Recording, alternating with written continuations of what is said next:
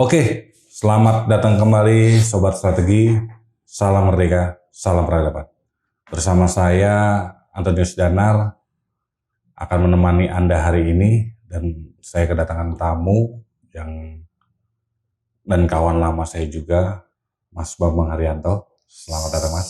Selamat malam, salam Merdeka, salam Pancasila.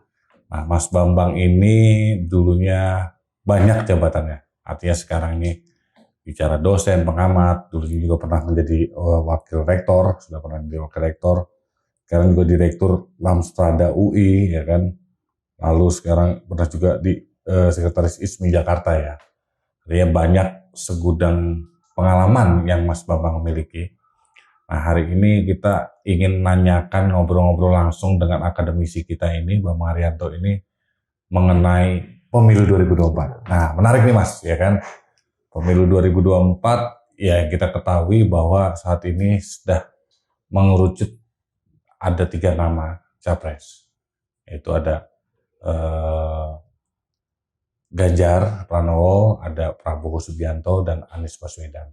Nah, kira-kira menurut Mas Bambang, pemilu 2024 gimana sih kondisinya? Apakah baik-baik saja, atau gak ada masalah, ya kan? Atau wah kayaknya seru nih, wah kayaknya isunya akan menarik, akan saling gontok-gontokan. Kira-kira gimana? Nggak jauh dari sebelumnya, tapi kesadaran untuk menerima perbedaan itu pasti lebih tinggi dari sebelumnya pasti. Oke. Nah, biasalah kalau pengikut saling, katakanlah saling bertanding ya dan bersanding itu dengan keras itu biasa. Biasa ya. Tapi kali ini kedewasaannya memang sudah lebih tinggi dari sebelumnya. Kemudian hasilnya seperti apa, saya perkirakan ini putaran kedua nanti yang menentukan. Oke, artinya pemilu ke depan ini akan 2 putaran. 2 putaran. Putaran pertama ini nanti akan menentukan untuk menang di putaran kedua. Dan biasanya yang kalah ini berkoalisi dengan pemenang. Nah, biasanya gitu ya. Begitu. Nah, nanti nggak ada yang kalah mundur teratur, nggak ada, jarang ya? Mungkin nggak pasti dia akan ikut, pengikutnya kan akan ikut memilih kan. Nah, saya melihat beberapa pendekatan dari masing-masing pihak kelihatannya sudah mempersiapkan untuk di putaran kedua. Bukan putaran pertama ini. Putaran pertama ini kelihatannya di fix gitu.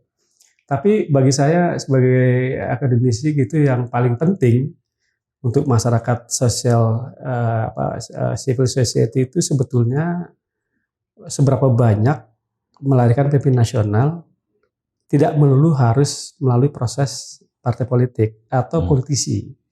Nah, kita sebetulnya punya kewajiban untuk menghadirkan pemimpin yang sumbernya itu bukan semata-mata politisi, tetapi dari unsur kekuatan masyarakat madani sendiri. Profesionalkah, apakah pengusahakah gitu. Ini yang menarik. Kalau saya lihat ini sekarang ini semua kandidasi ini sudah ada warnanya ya. Ada dari non partai, ada dari partai, tetapi yang wakil. Nah, mestinya seimbang.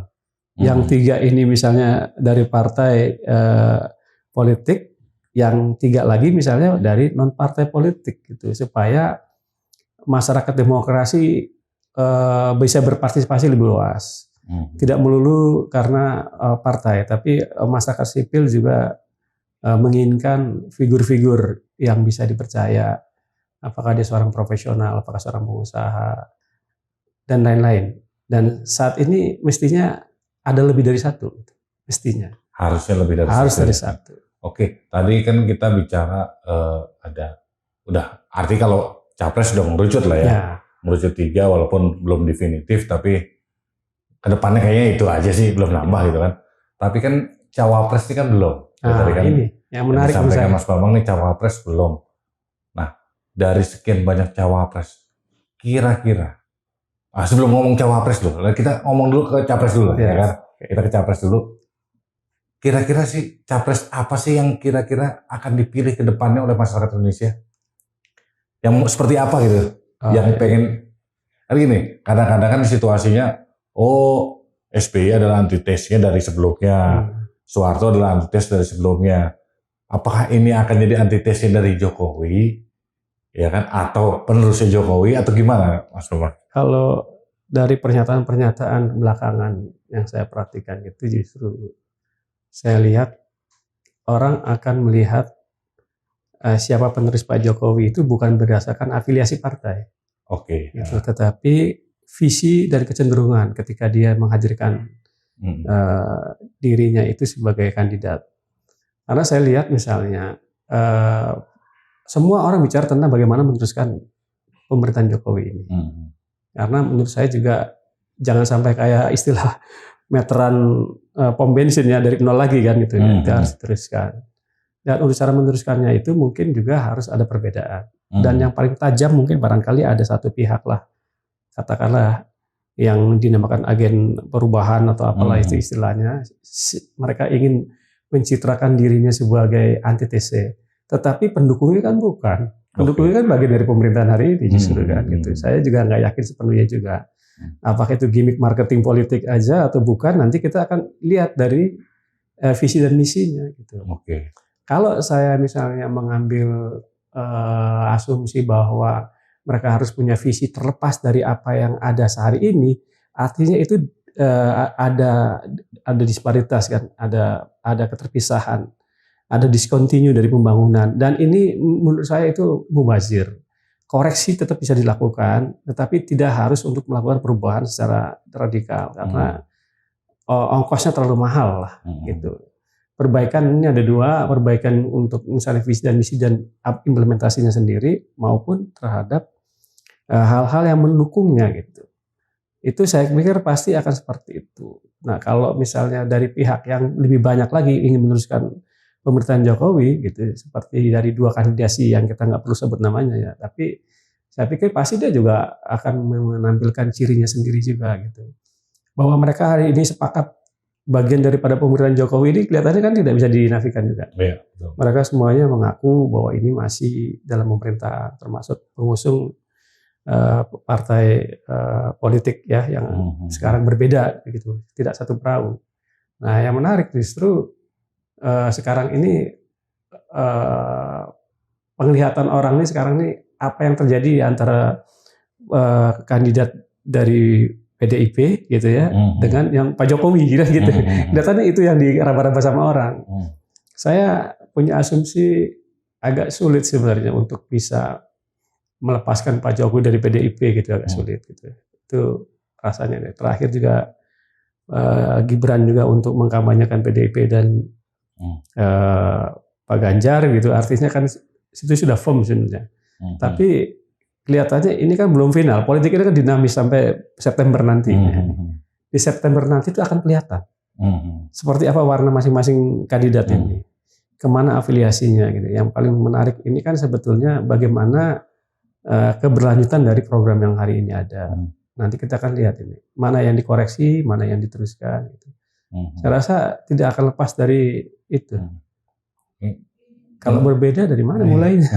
Ini menarik nih tadi, gimmick marketing politik, ya kan? Ya. Artinya Mas Bambang menilai bahwa calon-calon yang ada ini, permainan-permainan ada ya gimmick marketing politik untuk meningkatkan popularitas dan elektabilitas. Nah, tapi kan ada salah satu faktor menurut banyak orang, faktor untuk meningkatkan gimmick dan marketing politik itu adalah dengan memilih cawapres yang tepat, ya kan? Kira-kira kalau tadi kita udah ketahuan, oh ini capresnya ada 3. Cawapres yang mana sih yang dibutuhkan? Ya kan? Apakah harus yang sejalan dengan capresnya, atau yang beda visi, atau beda karakter, atau harus punya karakter sama, kayak orangnya keras, tegas, berwibawa, semi militer harus punya karakter sama, atau yang tegas harus ketemunya dengan karakter ya bisa melobi pengusaha. Atau seperti apa Mas kira-kira? Kalau saya membaca dari keinginan asosiasi pengusaha ya Kadin atau apa, menginginkan bahwa pemimpin nasional itu harus mengerti tentang ekonomi. Kemudian sekarang geopolitik kita ini kan warna politik ekonominya kan kuat sekali. Maka saya rasa itu yang akan menjadi underline-nya. Persoalannya adalah siapa kemudian yang akan kita anggap mengerti soal ini kan gitu. Nah, sebelum itu saya akan konsen dulu kepada satu hal yang paling penting adalah kita masyarakat ini kan kepengen ada pilihan-pilihan yang bisa mewakili kita gitu, tidak hanya mewakili partai politik gitu kan. Kalau bisa sih jumlahnya samalah antara sumber dari partai politik dan tidak partai politik.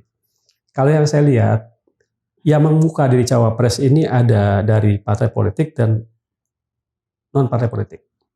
Saya sebut nama bisa kalau yang ini. Kalau dari partai politik itu kan ada Sandi, ya kan. Sandi meskipun mundur kalau nggak salah dari Gerindra, dia masuk ke P3.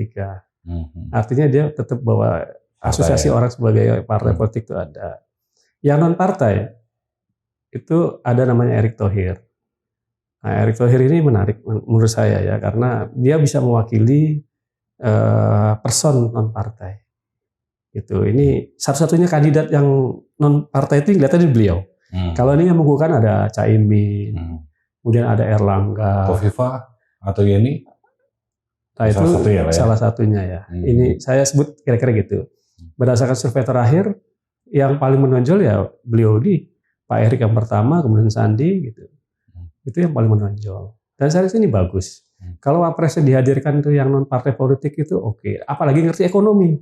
Nah, artinya tidak melulu proses demokrasi itu dikooptasi oleh atau didominasi oleh partai. Nah, ini kan negara ini besar. Nah, partai itu berapa sih pengurusnya? Tapi partisipasi publik ini kan harus juga diperbesar juga melalui proses tadi. Bukan saya artinya mendikotomi, karena undang-undangnya prosesnya seperti itu, harus melalui partai politik. Cuman pilihan terhadap prosesnya sendiri, pemilihan figurnya itu harus dari itu, karena itu satu pilihan. Gitu. Adanya Yeni, adanya Kofifa gitu kan, itu juga termasuk diantaranya kan seperti itu. Nah, sayangnya perempuan ini ya nggak ada. Ini gimana nih perempuan ini? Kan berat ya kan gitu. Tadinya mungkin kita perkirakan waktu itu mungkin PDIP menawarkan Mbak Puan gitu kan. Kemudian ada dari Mbak Kofifa atau ya di pihak lain. Jadi menarik. Jadi maskulinitas itu di demokrasi kita ini nonjol bener gitu. Kalau ini nggak ada perempuan juga itu masalah sebenarnya gitu kan. Artinya ini cuman laki-laki gitu kan, atau juga urusan partai politik. Mestinya kalau partisipasi publik makin luas, dihadirkanlah tokoh sosial itu, tokoh masyarakat sosial itu. Ya seperti tadi saya bilang, ada Erick Thohir, ada Yeni, ada yang lain-lain. Nah, ini yang saya pikir concern saya ya dengan teman-teman yang lain, termasuk para dosen-dosen yang menginginkan ada kehadiran figur yang mewakili masyarakat sipil itu, yang proses kehadiran kepemimpinannya itu berdasarkan proses yang normal dari yang dipantau dan dilakukan oleh kandidat itu, tapi dia bukan dari partai. Nah, itu yang penting. Nah, pertanyaannya gini Mas, apa sih yang salah dengan partai? Nggak ada yang salah. Nggak ada yang salah ya? Nggak ada yang salah. Cuman kita berharap bahwa demokrasi ini kan ingin melibatkan publik luas. Itu nggak ada yang salah. Jadi mungkin aja nanti sama sekali nggak ada ruang-ruang yang tidak ditampung partai. Iya, minimal 4:2 kan misalnya gitu. Ada. Gitu. Oke. Nanti masyarakat bilang, emangnya yang paling pintar orang partai aja. Di lain nggak ada kan gitu. Kan nggak enak juga kalau pertanyaan ini nanti ke sana. Ke sana pasti gitu kan. Masa yang ada ini ada pintar tapi ini kualifikasinya tinggi tapi kok nggak ditampung gitu. Itu problemnya nanti. Artinya juga di sini kita berkacamata bahwa partai belum bisa melahirkan pemimpin-pemimpin baru. Ada kan kelompok yang lain kan, malah justru dari luar partai loh gitu kan. Gitu. Artinya ini PR partai tersendiri kan harus dibenahi. Nah, sebagai akademisi Mas, ya kan, melihat potensi pemilu yang 2024, ya artinya kan jangankan pertarungannya belum dimulai karena penentuan cawapresnya belum definitif. Tapi kan pertarungan media massa, pertarungan media online, pertarungan di lapangan, di spanduk kan udah keras banget. Kira-kira ada potensi rusuh nggak sih Mas kalau dengan pola-pola seperti itu? Secara akademis apa sih yang harus dilakukan gitu seharusnya untuk menetralisir? Ya artinya gini, pilihan boleh beda, tapi ngapain harus berantem? Kan seringnya kan berantem nih, iya kan? Tadi saya padahal pemimpinnya besok koalisi lagi gitu kan. Maka Tapi anak buahnya bisnis bareng malah ya kan. bisnis bareng, tapi di bawahnya berantem, itu gimana Mas? Itu masih terjadi tapi kecil. Saat ini kecil lah ya, karena kecil ya. Kesadaran untuk tidak primordial dalam pemilu ini tuh udah cukup tinggi. Bahkan dari partai-partai yang berdasarkan agama juga sudah sepakat. Jadi saya rasa itu sudah nggak terlalu signifikan menurut saya. Nanti isu yang lainnya itu masalahnya begini, terlalu banyak sekarang tuduhan-tuduhan terhadap pemerintah yang harus dijawab. Gitu. Misal keterkaitan dengan penyelenggara pemilihan umum, itu harus dijawab. Fairness-nya itu mesti diperlihatkan gitu. Kemudian pasca pemilunya misalnya dalam persidangan di Mahkamah Konstitusi itu tuduhan macam-macam ke Pak Jokowi itu besar loh. Tapi meskipun itu belum terjadi, tapi bukan berarti harus diabaikan kan? Gitu. Saya yakin Pak Jokowi juga tidak, pemerintah lah semuanya itu tidak mungkin menginginkan kerusuhan di Republik ini karena terlalu mahal ongkosnya. Saya rasa tidak ada pemerintah yang mau seperti itu. Cuman ini kan eranya media sosial. Itu ada 3 nih, ada perang udara, perang darat. Media sosial, ada marketing politik digital. Media sosial ini yang regulasinya belum jelas, gitu kan. Ini yang agak susah. Ya, karena progresnya belum ada, paling ya undang-undang tentang ITE gitu. Ini yang jadi persoalan gitu. Tapi mestinya ini Bu Mega juga bilang kemarin, tolong buzzer-buzzer ini dikurangi lah gitu kan. Koreksi boleh, saya rasa sih itu penting juga. Cuman cara penghinaan, cara ini nggak boleh bagi berlaku lah gitu. Saya ambil contoh ya, contoh pemilu yang agak konyol gitu ya. Ketika membandingkan orang per orang secara pribadi, ada yang tampangnya jelek, ada yang bagus gitu kan. Seolah-olah dari orang yang tampangnya bagus nih bahwa ini keunggulan. Ketika dikampanyekan justru ini kekalahan. Karena orang jelek sama orang cakep itu banyak orang jelek gitu. Begitu menghina orang jelek, itu orang jelek itu ngumpul semua ke sini, nggak mau belain dia. Padahal mesti yang dinilai itu preferensi tentang program, visi dan aksi gitu. Tapi ada lagi deso kota lah. Kalau deso terus kenapa? Deso ini 97.000, orang kota ini cuma 550. Bandingin orang kota, orang desa banyak orang deso. Ketika dihina deso ya orang deso ngumpul semua. Akhirnya jadi cara memilih orang itu emosi tapi konteksnya yang nggak pas gitu loh. Nah ini jangan diteruskan yang kayak gini. Program aja lah gitu. Program kan gitu yang penting gitu. Ada satu lagi Mas, dalam catatan saya bahwa hampir 53% pemilih 2024 itu dari kelompok milenial dan kelompok Gen Z. Kira-kira menurut Mas, mereka tuh milih yang kayak gimana sih? Anak-anak milenial dan Gen Z nih, ya kan? Soalnya ya kalau mohon maaf, ada satu calon yang umurnya cukup tua, ya kan? Ada yang satu calon umurnya sekitar kita, yang 2 calon umurnya sekitar kita. Nah, Gen Z itu suka yang kayak gimana sih? Nah, ini menarik ini. Kebetulan anak saya itu penggiat media sosial. Dia expert di situ ya. Jadi sekarang di hire di perusahaan asing. Dia punya Instagram sendiri itu. Followernya, likernya udah 5 juta lebih lah gitu. Dia bilang ternyata sekarang ini misalnya nih kayak ada Prabowo megang kucing, yang terakhir juga Pak Anies gitu. Itu ternyata milenial Gen Z tuh ikut itu. Like gitu di situ. Jadi aneh, Pak Prabowo megang kucing kok milenial ini nge-like. Kalau nggak ngomongin program. Nggak ngomongin program gitu. Konteks dan relevansinya kita juga di mana itu ngerti kan gitu. Mungkin human interest yang akan muncul. Gitu. Human interest yang dekat sama mereka. Mereka sekarang suka kucing, terus gadget, mainan game atau apalah gitu yang mungkin mendekati itu ya. Itu generasi-generasi. Artinya ya kalau mau dipilih Gen Z dan milenial ya mendekatkan dengan kemauan mereka. Kemauan mereka. Meskipun itu pun juga salah satu cirinya adalah portofolio masing-masing kandidat dengan programnya itu harus bisa diakses melalui website-nya mereka, janji mereka yang bisa dengan digital apa. Ini permainan 2024 ini beda dengan sebelumnya.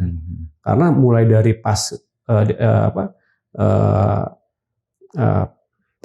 pemilu dan paskanya udah beda banget.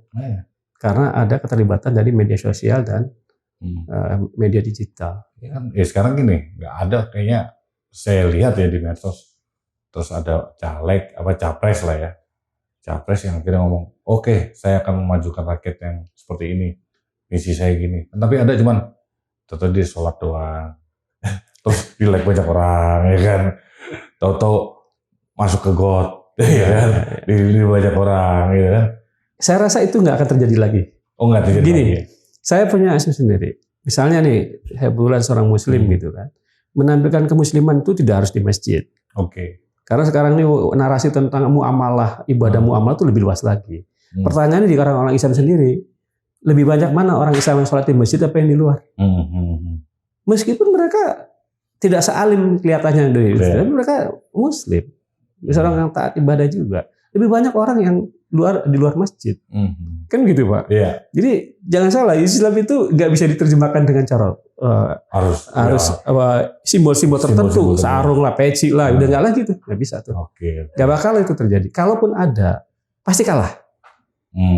Pasti kalah. Karena sudah nggak tren lah ya. Nggak tren. Ya, kan? Dan kita kan faktanya lihat, seandainya saja PKS, P3, PBB, PAN, partai pengusung agama ya. Pengusung agama dan ada di parlemen, itu kan cuma 34%, 35%. Ini kita perlu 50+1, masih jauh bener kan gitu. Jadi enggak lagi. Program untuk nasional Indonesia seluruhan. Artinya memang treatment buat Gen Z milenial berbeda, treatment buat khalayak ramai berbeda, ya kan? Itu kan. Jadi ada dua hal nih. Kalau ini saya buka rahasia, nggak apa-apa, tapi ini biar mereka buka. Pertama, harus banyak pemenangan itu melibatkan anak muda. Kan gitu. Itu tersendiri tuh. Segmentasinya harus tersendiri, nggak boleh dicampur.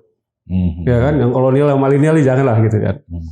Kedua, itu harus melibatkan tuh expert di digital marketing politik. Nah, ya podcast lah, web lah, segala macam lah yang menjadi segala unsur ini. Kenapa seperti itu? Karena jangan lupa berbarengan dengan Pilpres ini juga ada Pileg. Semua orang yang dipilek itu udah pasti pengurusnya itu mencalonkan. Ya ini kan perlu orang untuk mengusung presiden ini kan, harus orang yang nggak ribet sama urusannya sendiri. Di sini dia jadi caleg di sini, dia ribut di sini kan gitu. Ini peristiwa seperti itu akan terjadi kalau seandainya mereka belum sadar di awal.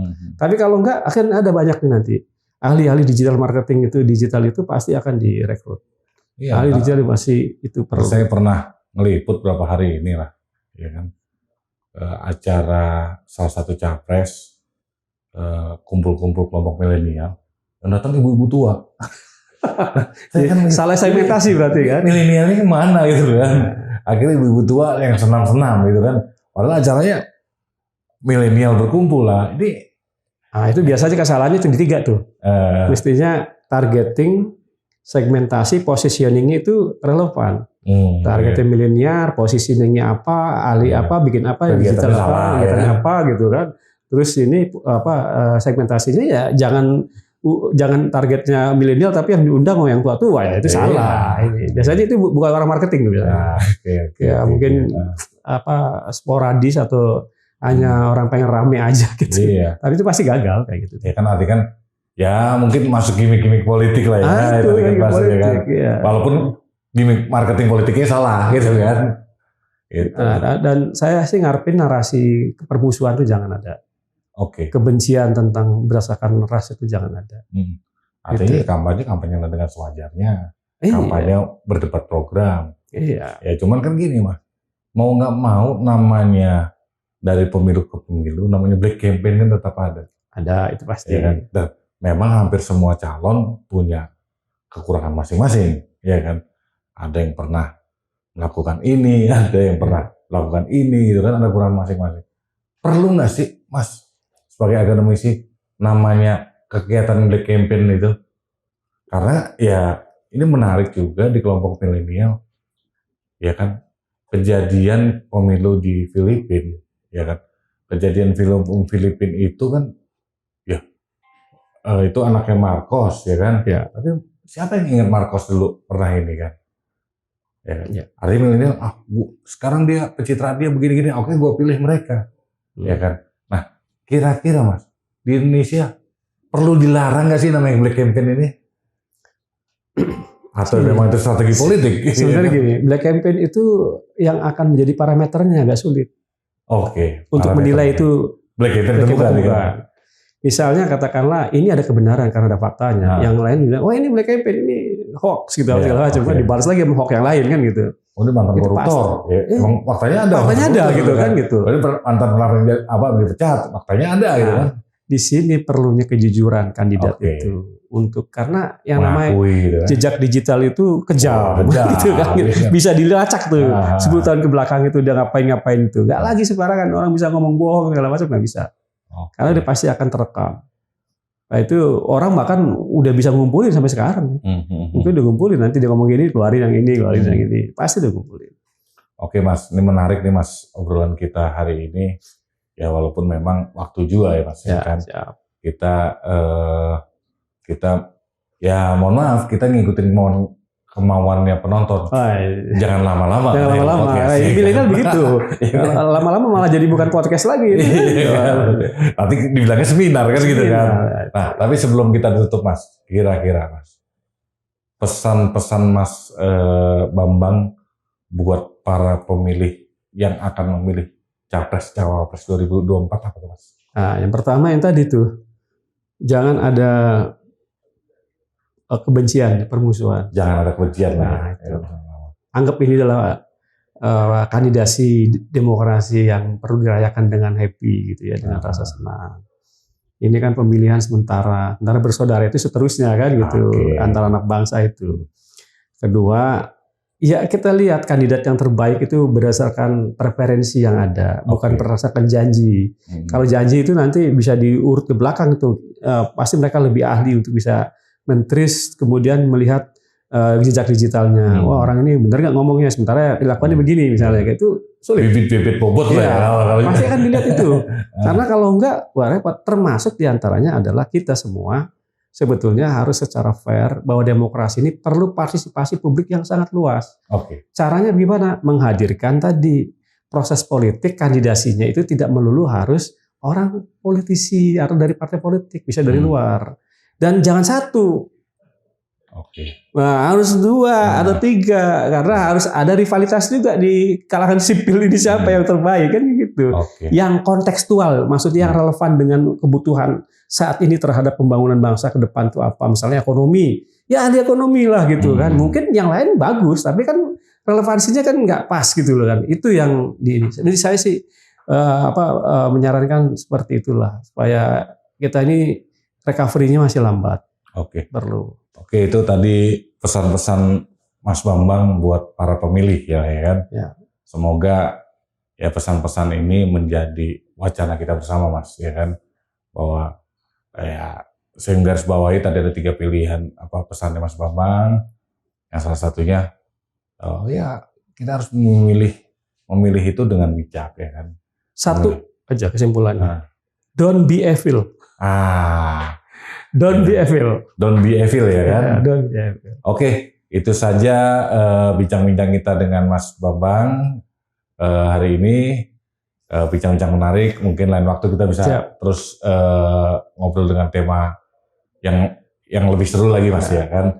Itu saja pesannya. Don't be evil. Salam peradaban.